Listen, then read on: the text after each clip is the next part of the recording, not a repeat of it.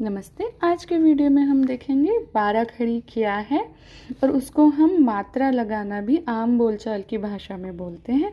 अब बारह खड़ी क्या है? बारह खड़ी स्वर और व्यंजनों के मेल से, स्वर आ ई ई और उनकी मात्राएं, और व्यंजन क्या है? क ख ग घ और ये सारे व्यंजन हैं। इन दोनों को मिला के जो अक्षर बनता है और उसको हम क्रम में लिखते हैं, उसको बारह खड़ी कहते हैं। अब यहाँ पर एक री है। री भी एक स्वर है, ठीक है, जिसका स्वर है ना, स्वर ध्वनि लिप्त होती है। लिप्त मतलब कि जिनको हम संस्कृत के शब्दों को जो हम हिंदी में लिए हैं, जैसे कि पृथ्वी, ये री की मात्रा, स्वी और मृत्यु आदि, तो इसकी भी एक मात्रा है। तो इसको भी हम जब बारह खड़ी बनाएंगे तब हम री भी लिखेंगे। अब इसका शाब्दिक अर्थ देखते हैं। बारह मतलब बारह।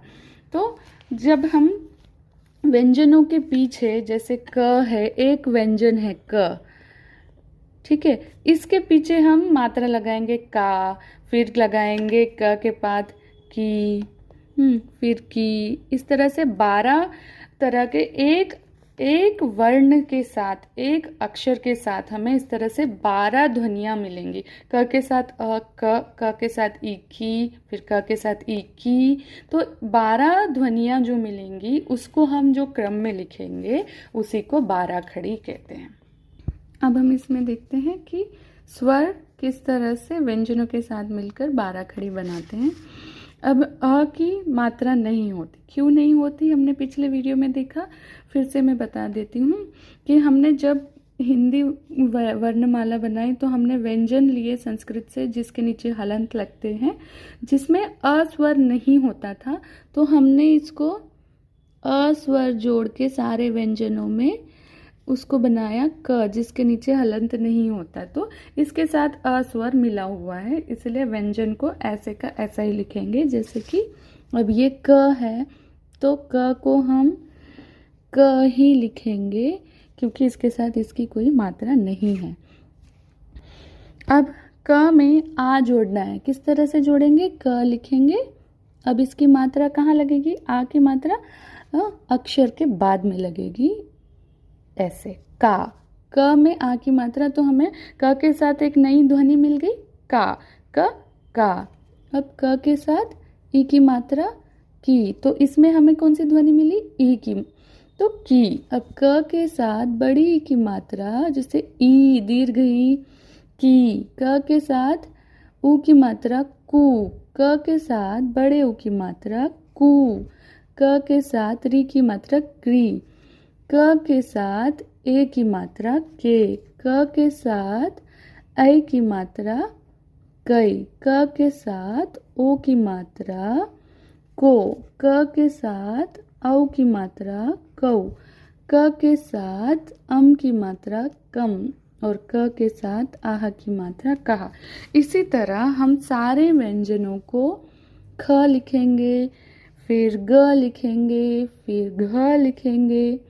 ये सारे ही ऐसे लिखकर इसके साथ हम मात्राएं लगाते जाएंगे। क, ख, खा, खी, खी, और इसी तरह से ग, गा, गी, गी। अब यहाँ पर नई चीज सीखने वाली क्या है? र के साथ किस तरह से लगाना है। लोग ऐसे लगाते हैं कई बार, नीचे की तरफ से ऊ की मात्रा, तो इसमें नीचे की तरफ से नहीं लगती है छोटी ऊ की मात्रा। जब र के पेट में से, जहाँ से बीच में से, अब छोटी ऊ की मात्रा किस तरफ घूमती है? उल्टे हाथ की तरफ। तो ये ऐसे करके ये झुका हुआ रहेगा। तो ये छोटी ऊ की मात्रा लगी र में, रू। अब बड़े ऊ की मात्रा सीधी होती है इस तरह से, तो ये ऐसे ही जाएगी। अब रू, ऐसे, ठीक है। और एक ह है जिसमें इसके पेट में से लगती है। जैसे ये ह है, इसमें री की मात्रा लगेगी इस तरह से, बीच में से, इस तरह से।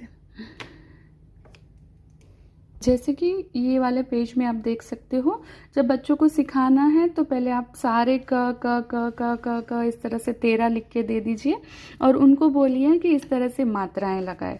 और जब वो लिखेंगे तो उनको आसानी भी होगी और वो ज़्यादा बोर भी नहीं होंगे कि सिर्फ उन्हें मात्राएं लगानी है और उसके साथ उसका क्या स्वर आ रहा है उनको बोलना है। तो इस तरह से वो जल्दी सीखेंगे।